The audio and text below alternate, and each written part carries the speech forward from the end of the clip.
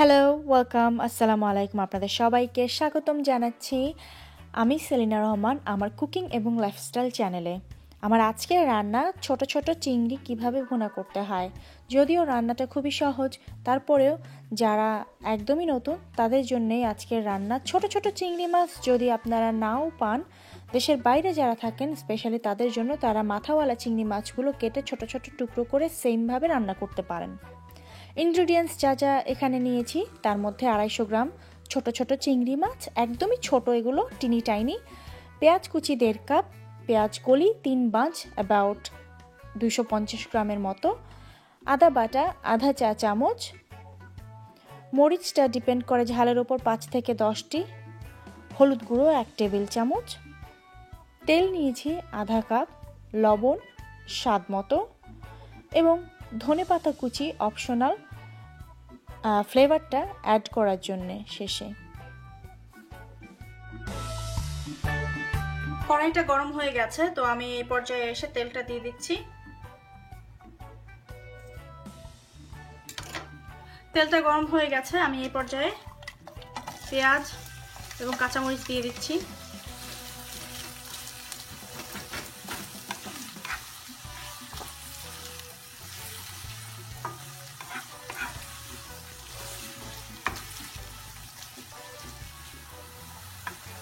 পেঁয়াজটা যখন হালকা সোনালী রঙের হয়ে যাবে, তখন এর মধ্যে বেছে রাখা, ধুয়ে রাখা চিংড়ি মাছ দিয়ে দিলাম আমি।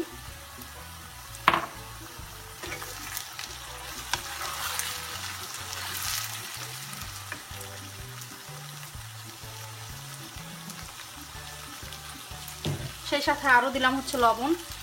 এই ছোট চিংড়ি বা গুঁড়ো চিংড়ি আমার অনেক অসম্ভব ফেভারিট।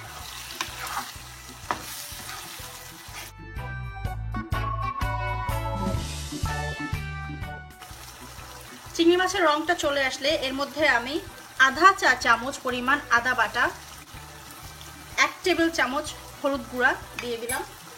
দিয়ে আমি এটাকে ভালো করে মিশিয়ে নেব, ভেজে নেব। কোনো পানি দেওয়ার প্রয়োজন নেই, চিংড়ি মাছ রান্না হতে সময় লাগে না। আর সেই সাথে যেহেতু চিংড়ি মাছ মাত্র ধুয়ে নিয়েছি, তো ওখান থেকে তো পানি অবশ্যই উঠবে।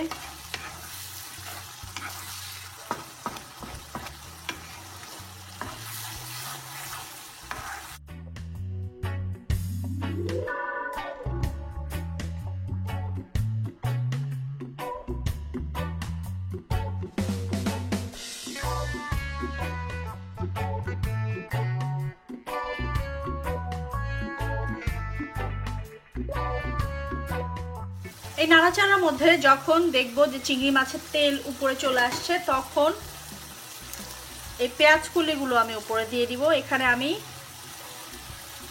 3 বাঞ্চ নিয়েছি, যেটা প্রায় 250 গ্রামের মতো হবে। 1 ইঞ্চির মতো করে কেটে নিয়েছি।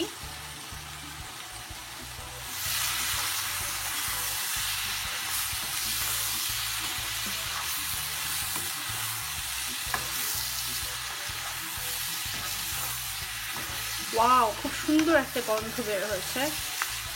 আমার তো এখনই খেয়ে ফেলতে ইচ্ছে করছে গরম গরম ভাত দিয়ে।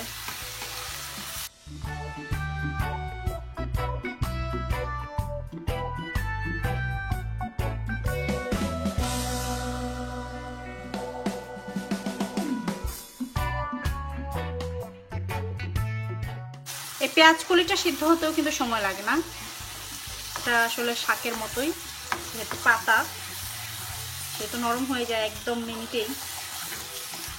এ পর্যায়ে এসে আমি চুলার আঁচটা মিডিয়ামে দিয়ে দিব এবং এটাকে ঢেকে দিব এক্স্যাক্টলি 2 থেকে 3 মিনিটের জন্য।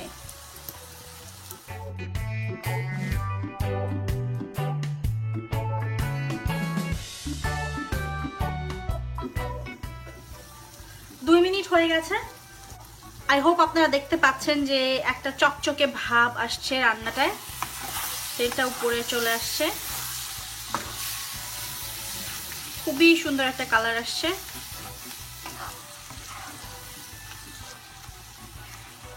এরকম ছোট ছোট চিংড়ি মাছ যদি না পাওয়া যায় সেক্ষেত্রে আপনারা কিন্তু মাথাওয়ালা যে চিংড়ি মাছ বাজারে পাওয়া যায়, আমি যারা দেশের বাইরে থাকে তাদের কথা বলছি,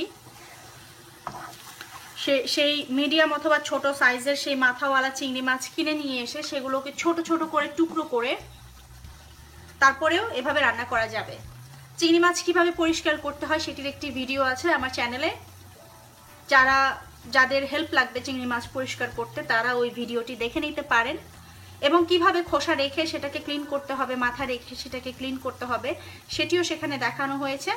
তো সেভাবে ক্লিন করে বড় চিংড়ি মাছগুলোকে ছোট ছোট ছোট ছোট টুকরো করে এভাবে রান্না করতে পারেন। আর পেঁয়াজ কলি তো সব জায়গাতেই পাওয়া যায়। আমার রান্নাটা হয়ে গেছে, রান্নাটা একদম শেষের পর্যায়ে। এখন আমি চুলাটা বন্ধ করে দিলাম এবং সামান্য একটু ধনেপাতা অ্যাড করলাম। এটা অপশনাল, খেতে না চাইলে না দিলেও চলবে। এবং একটু খোলা রেখে ঢেকে দিলাম।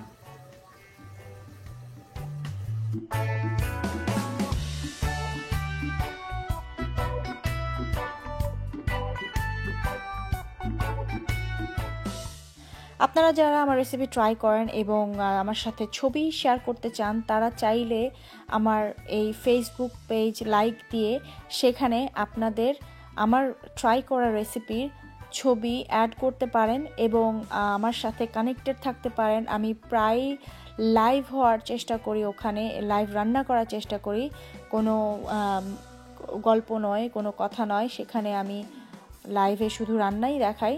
আপনারা যদি সেখানে কানেক্টেড থাকতে চান তাহলে আমার পেজে লাইক দিতে পারেন, আমি লিংক ডেসক্রিপশন বক্সে অ্যাড করে দেব।